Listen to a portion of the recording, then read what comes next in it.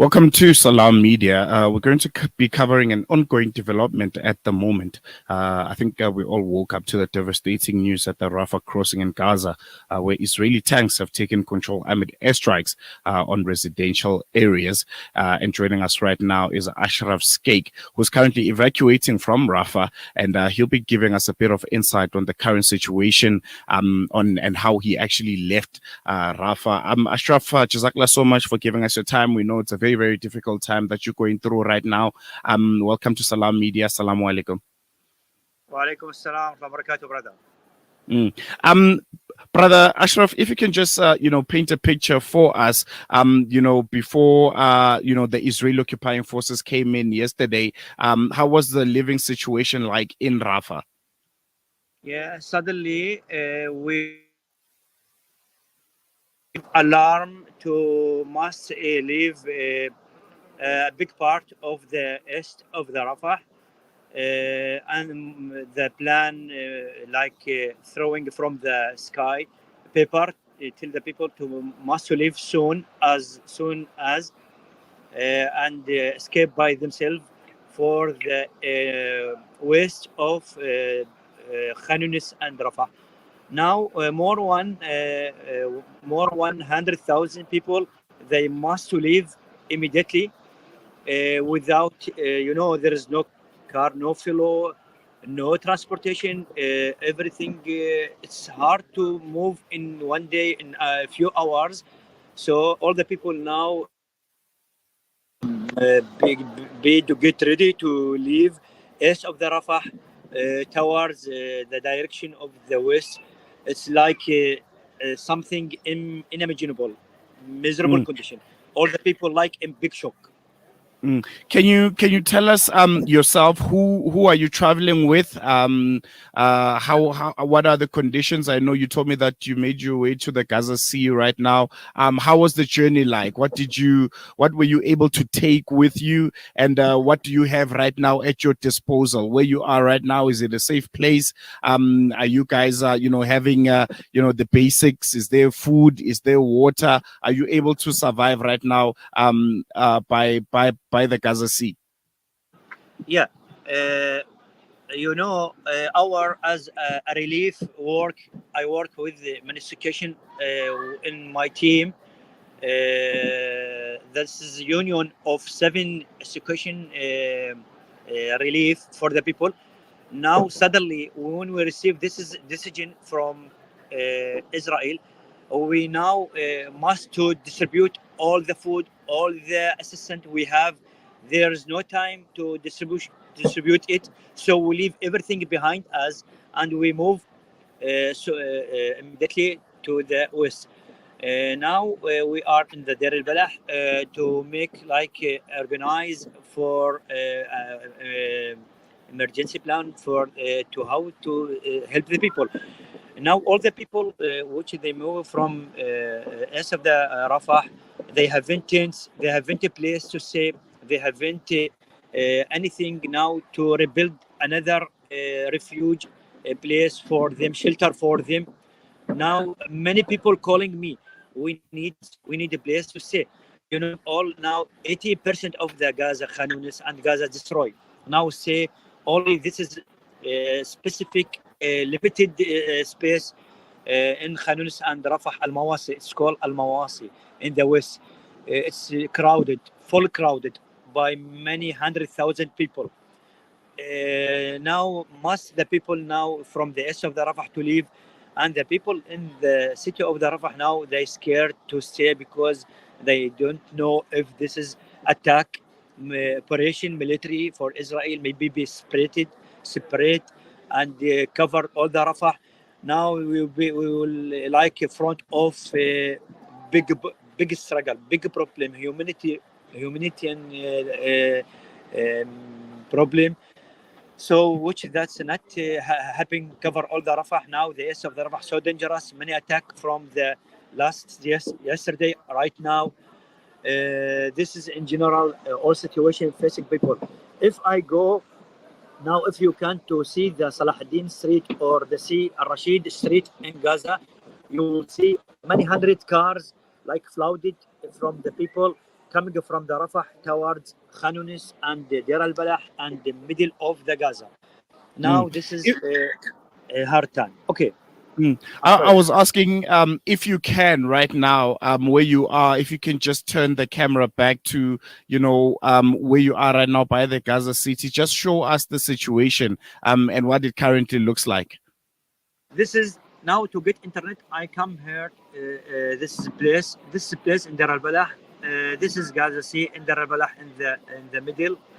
Uh, if I go to the street, I will lose the signal of the connection. But Hmm. behind of me, the Salahuddin Street. Now people coming. Here in the sea, there is many shelter for the many people. All the people who are in the cafe, it's from refugees coming from Rafah and coming from before north of Gaza. Mm. And we heard yesterday that there was a ceasefire proposal put forward by the Qatari and Egyptian mediators. Has the situation changed since then, since that proposal of a ceasefire? Were the attacks, not the same as before? Were they limited, or the Israeli occupying forces were still attacking you guys like they usually do? Yeah. Uh, Now, the border today, yesterday closed, and they make attack in the border. The assistant, aid assistant, it's stopped now. There is nothing coming enter to Gaza through the cross border. Uh, this is the second day of the military operation. We expect it to not take long time because it will be hard condition because the people they feeling like before hunger and not enough needs. There is not needs for their life. Yeah, that's what Mm. now we're scared about. Mm. And you did mention that there's a lot of people coming in to the shore of the Gaza Sea. Are there, humanitarian helpers around? Are there people, offering those that are sick, those that are injured, any kind of medical attention? Is there food that's being given to you guys? Okay, we seem to have lost Ashraf a bit there, but I'm sure under the circumstances, you would understand that just getting internet is something that's proving to be very, very difficult. So, yeah, we're just catching up with him there. Ashraf Skaik is coming to us live from the Gaza Sea. This is where he and his family and so some of the people that he was with in Rafah were able to, evacuate from Rafah and make their way to the Gaza Sea, which from how it looks currently, it looks like it's a very safe place. It looks like it's secured. But what I wanted to get from him, okay, we have Ashraf back. Brother Ashraf, thank you so much for coming back. Before you went out there, I wanted to ask about humanitarian aid. How many humanitarian organizations are there, if there are any? Are there medical workers helping those that are coming in who might have sustained injuries while evacuating? Is there food? What's the situation like? Is there enough help? And how long are you guys planning to stay there? Is there a place where you can set up permanent base in? Yeah, there is many organization work here, and part of them they come from South Africa. We make thankful, grateful for people in South Africa, for government, for president, for this side. But now everything is stopped because this is attack about the border in Rafah. We look for soon to this is end. Now there is shortage needs for everything, for medical treatment, for all the for water to drink. Now after close the Rafah border will be more and more hard condition for refugees. And now the people crowded in I told you before in space, limited space, specific area. It's make pressure about the service in this is place in Al Mawasi, Khanounis and Rafah.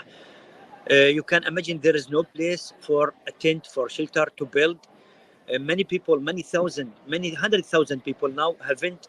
They sleep in the street. They sleep beside the any place. They look for any plastic cover or wood to make shelter for them. The organization now cannot do assistant relief organization cannot do more because now everything stopped. Our needs it's big, and what we have it's a little. Mm, And you personally, psychologically, emotionally, how are you holding up? How are you feeling at this current moment? We try to help the people by what we have. We build many camping. We now try to help the people to move for another space, but also really we have big struggle in this side. We make now a union from seven association to get our efforts beside each other to make something organized for the people who coming from Rafah to Deir al-Balah to Khanounis by make contact with personal contact with the friend who work in this is, side of the relief, but to say it's not easy because there is no fuel for the car must to many of the people now moving by the by animals cart there's no a little fuel the everything is so expensive or not found a little when they coming from Rafah cross before 2 days the fuel is a little amount of the fuel not enough for the people not enough for the car so you can imagine now how it is hard to now more to be adopting about another life and building another shelter for the people after they built in Rafah now move from Rafah to Khanounis al Mawasid al Rabalah and then move from place to place it's hard life for the refugees to move every 1 month every second days from place to place you cannot Mm. imagine how the people can be adopting about this life. And just one last question before I let you go. If you could send a message out to the rest of the world, people who are listening to this, people who are watching, people from all continents of the world, what message would you like to give to them regarding your situation right now and the difficulties that you guys are facing? Firstly, I talk to humanity of my brother and sister around all the world, especially in South Africa, around all the world. Now, Gaza completely, they coming on the last in the Rafah now. The only place once they have some places to service, they destroy it. Now, Palestine and Gaza lost everything. We ask Allah and we We seem to have lost Ashraf there, but he's trying to reconnect. Yes, we lost you there a bit, Ashraf. You were still giving us a message to the world, what you'd like us to know about the difficulties that you guys are facing right now with this ongoing genocide. I make thankful for all the university around the world which support Gaza people, for South Africa, for all humanity, and ask them to make more pressure about all the government to stop this war in the life. This is really not war, not normal war. This is destroy everything, destroy tree, rock, kill people. So we look for more support from all humanity and feeling from all the people around the world to support Gaza people here because it's over. It's cannot patient more about this is hard time.